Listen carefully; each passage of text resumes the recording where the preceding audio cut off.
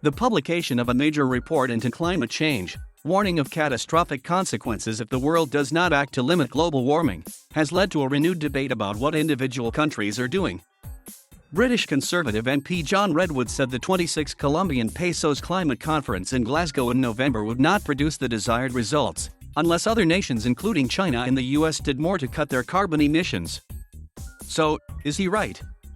The Global Carbon Atlas publishes emissions data from around the world. It says in 2018, the UK emitted 380 million tons of carbon dioxide equivalent from the burning of fossil fuels. In the same year, Germany emitted 755 mt CO2, about twice as much as the UK, and about 2% of the global total of 36,441 nt CO2. So the figures for 2018 support Mr. Redwood's claim, but some context is needed when making this direct comparison. For a start, Germany is bigger than the UK. It's home to 83 million people, 17 million more than the UK. It makes more things than the UK. Germany is a net exporter, meaning it exports more goods than it imports from other countries, whereas the UK is a net importer, meaning it imports more goods than it exports. Manufacturing accounts for twice as much of the economy in Germany as it does in the UK, according to the World Bank.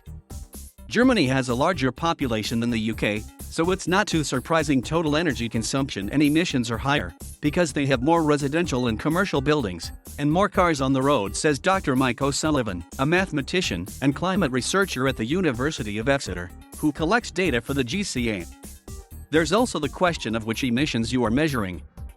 Climate scientists have two ways of measuring a country's carbon footprint.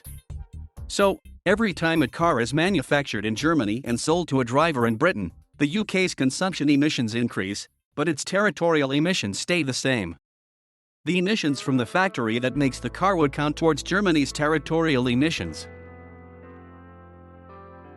But once the car starts its engines in Britain, its emissions also count towards the UK's territorial emissions.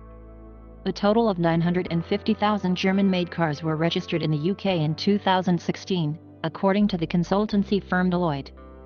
By measuring consumption emissions, experts can better understand how responsible a country is for emissions produced abroad. On this measure, the gap between the UK and Germany appears smaller. We asked Dr. O'Sullivan to calculate the difference. If we account for population size and traded goods, the UK's emissions in 2018 were 8 tons of CO2 per person, compared with 10 tons of CO2 per person for Germany, so 20% lower, not 50%. Some have criticized the UK, and other countries, for focusing on territorial emissions. These are the basis for the UK's net zero target and also what countries are required to submit to the United Nations. Climate activist Greta Thunberg has accused the government of creative carbon accounting. They're falling short by not considering the full scope of how to reduce emissions both inside and outside the UK, argues John Barrett, a professor in energy and climate policy at the University of Leeds. We need to consider how we could reduce the impact of what we consume, irrespective of whether it was made in the UK or not. When asked about the focus on territorial emissions, a government spokesperson told us, "Our emissions have fallen by 44% since 1990, the fastest of any country in the G7. The UK has moved significantly faster to reduce its dependency on coal than Germany." According to the Fraunhofer Research Institute, Germany generated 7.3% of its power from coal last year, while the UK was down to just 3.1%, data from the National Grid shows.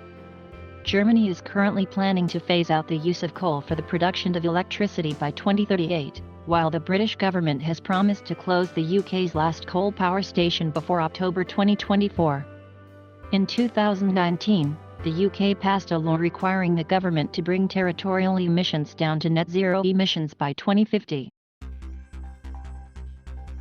Germany has committed to reaching net zero by 2045, 5 years sooner than the UK. Read more from Reality Check.